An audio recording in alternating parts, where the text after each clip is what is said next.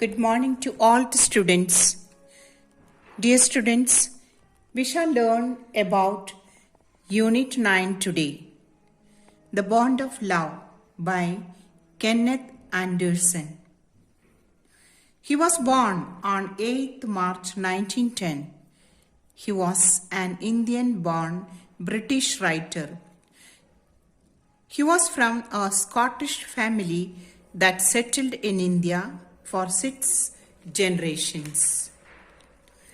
Let's understand now the lesson through a short summary.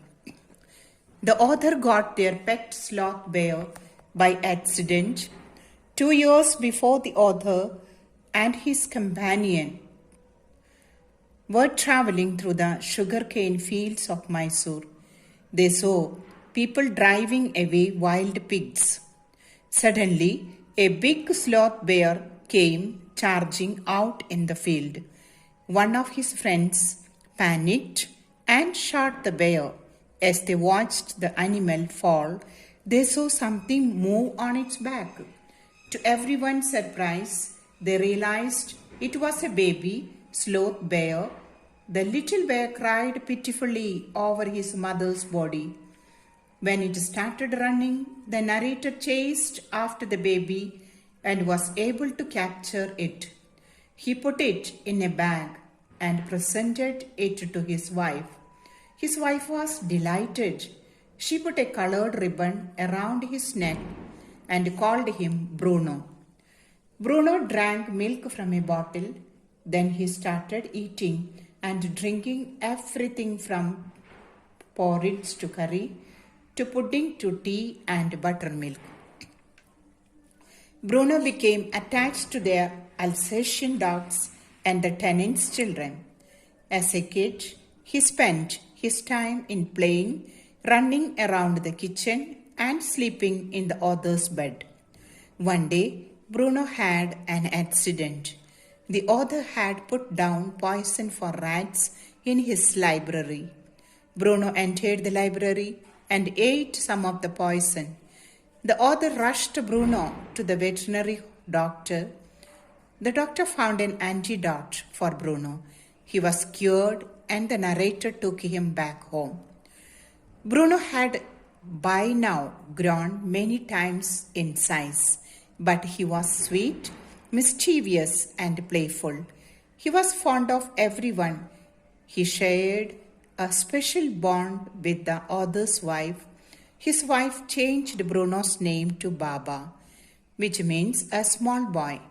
She taught him tricks like boxing, holding a stick as a gun, and holding a stump of wood as his baby.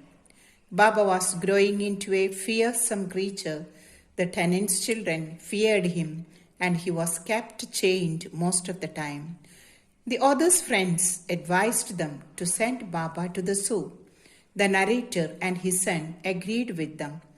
Though his wife protested, they managed to convince her to send Baba to a zoo in Mysore.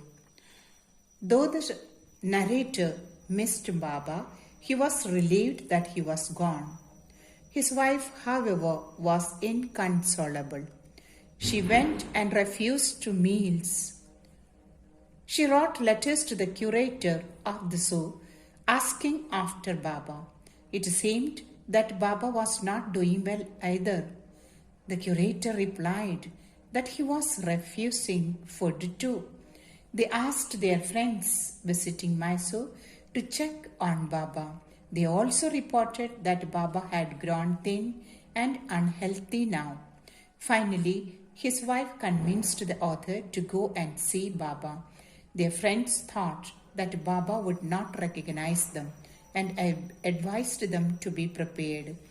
But Baba howled with happiness when he saw the author's wife. The wife ran up to Baba and petted him through the bars. She would not leave the cage and stayed there, fed him food.